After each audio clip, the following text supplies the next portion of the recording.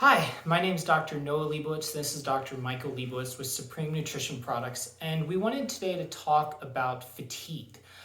With that, we're going to talk about over 40 years of clinical experience in helping those with fatigue. We're going to be talking about supplements to help with fatigue, lifestyle changes, and a lot of factors and let's just call them tips and tricks that we have picked up over the years. Okay, so when you're dealing with someone with fatigue, there's many possible causes, and it's always good to address the cause. Sometimes we also look for other things that'll temporarily help while you are addressing the cause. We're going to go through 8 or 10 possible causes. These are ones we see fairly often. They're not necessarily the only ones, but they're ones that are worth considering. So the first thing we would think about with fatigue is dysbiosis. Dysbiosis is when you have certain microbes living in your body that you're either sensitive to or you have an increased amount of them. Oftentimes brain fog and fatigue can be symptoms. It could be a fungal dysbiosis that you can get from being in a moldy environment or from taking antibiotics. It could be a bacterial or parasitic dysbiosis that also you can get from food or water or from other people. And a lot of times what happens is having these microbes in your body deplete certain nutrients. It upsets different hormone balances, different things like that. So it could lead to fatigue. It also can cause leaky gut, which leads to food sensitivities, which also causes fatigue. Different products that we like to use for dysbiosis. My favorites are Malia Supreme, Golden Thread Supreme, Morinda Supreme, Vedanga Supreme. But our company kind of focuses a lot on antimicrobials. So we also have things like woad and scutellaria and schizandra and uva ursi and many others. So sometimes people have to experiment a little bit to find the right one or ones. We typically don't like to put multiple things in one pill because there's not enough of the ones you need, and the ones you don't need could cause adverse reactions. Second most common cause of fatigue, in my opinion, is probably food sensitivities. It's not unusual for people to eat a food that they're sensitive to and end up with profound fatigue. It can make them fall asleep. They can get headaches from it. What happens when you're eating these foods is they can produce a histamine reaction or a kinin-mediated reaction or other types of prostaglandins, leukotrienes, other types of chemical mediators that fatigue is one of the main side effects of. So, unless you're seeing a functional med physician or an applied kinesiology physician, you might have to do some type of elimination diet. Oftentimes, though, the food sensitivities can change.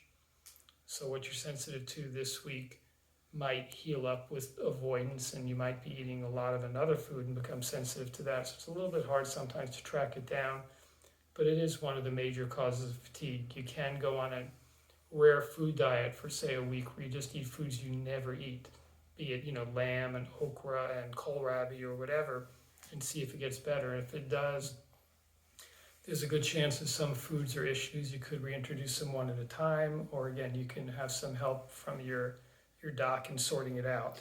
And with those with food sensitivities, sometimes it can be you're tired all the time. I had a patient that she was tired every afternoon and needed a nap in the middle of work, and I took her off onions, which she said she ate every day for lunch in her salad, and as soon as we took her off onions, she never needed a nap in the middle of the day at work. So sometimes it can be very right after you eat the food, while others is more long lasting. And it can be some oddball food like onions. It doesn't have to be gluten and dairy and so forth.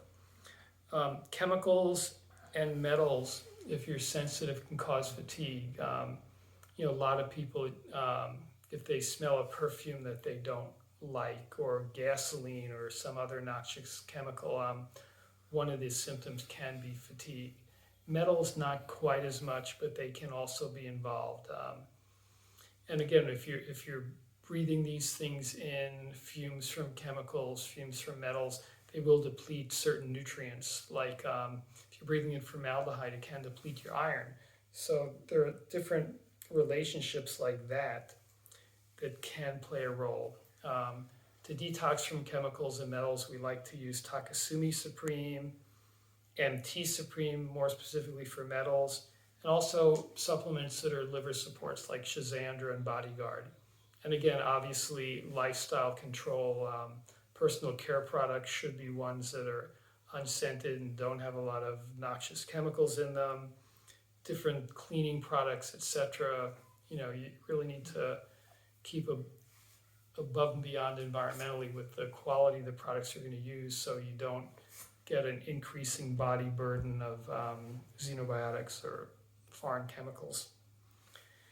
Also, different endocrine dysfunction. One of the main symptoms of thyroid dysfunction, especially hypothyroid, can be fatigue.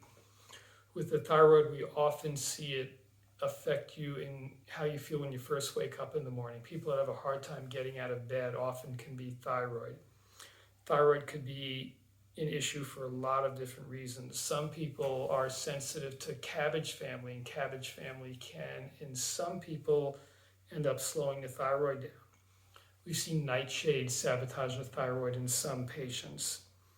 Some people, if they're deficient in iodine or they're deficient in L-tyrosine, which also turns into various thyroid hormones, that can play a big role.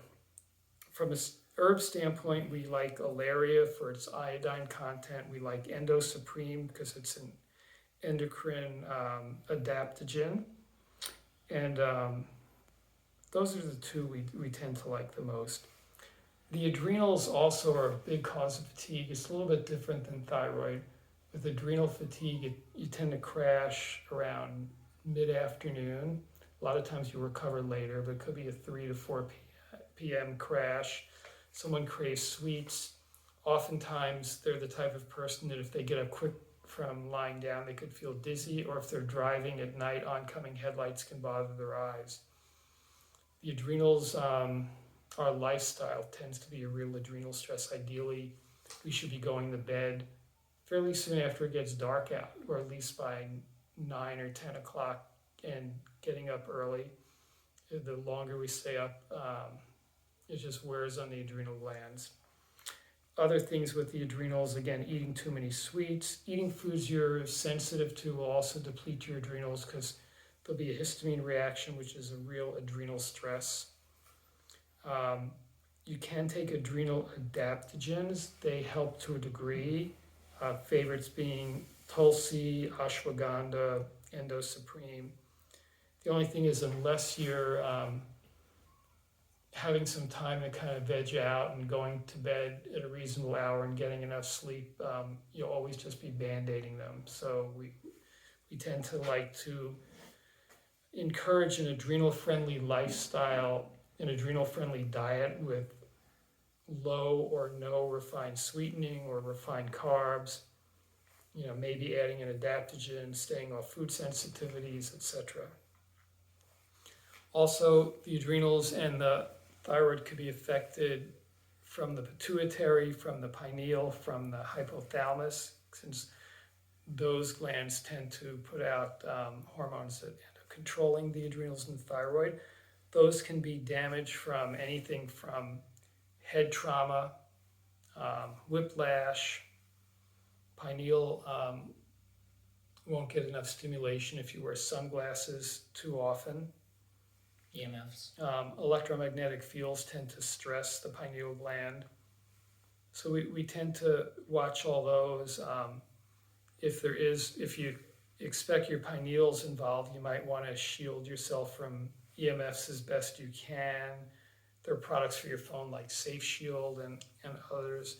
There's a product we have called Bodyguard, which seems to work well as a pineal support. With a pituitary, you might go to a cranial sacral therapist to help out, or an applied kinesiologist that does cranial work. Again, Endo Supreme is good. And again, a lot of times nutritional deficiencies can produce fatigue. Now, oftentimes, again, those are secondary. Like we think of iron deficiency as with fatigue, but iron can get depleted If women have excess estrogen, their periods are too heavy, they can lose too much iron. So if you fix the hormone imbalance, they wouldn't bleed as much and they wouldn't have an iron deficiency. Or they could have a B6 deficiency by being exposed too much to electromagnetic fields.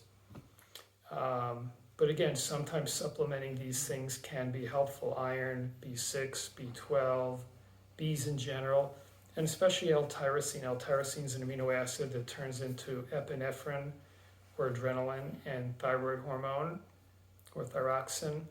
And giving it can really give a pickup to people. But again, getting the lifestyle under control is important. Low blood sugar can cause fatigue.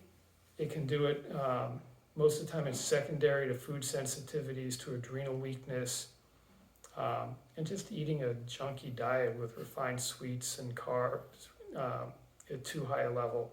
That can cause your blood sugar to go up and then plummet, and then you'll just be really fatigued. There are all types of emotional and spiritual issues that can drain you and cause fatigue. Those are the most common ones we see. So fatigue is one of the easier things typically that we correct in people. Combination of changing lifestyle, correcting dysbiosis and food sensitivities, giving the right herbals to help with all that, possibly giving a vitamin or mineral or amino acid or two just to kind of replenish while you're correcting all the other things. You have anything to add? That was most of it I can think of. Thanks for joining us today. We hope you found some of the information useful. If you have any requests for future videos, please send us an email and we'd be happy to talk about different topics, issues, disorders, supplements, things along those lines. And if you have any questions whatsoever or looking for a referral for a doc in your area, shoot us an email and we would be happy to help you the best that we can. And also subscribe to our YouTube channel and then you'll get updates whenever we send out or post new videos. Disclaimer. And then also just remember everything we said today, it's just our own personal advice. We are not making any medical claims, and please talk to your physician before making any health changes to your lifestyle besides eating well and exercising. Have a great day.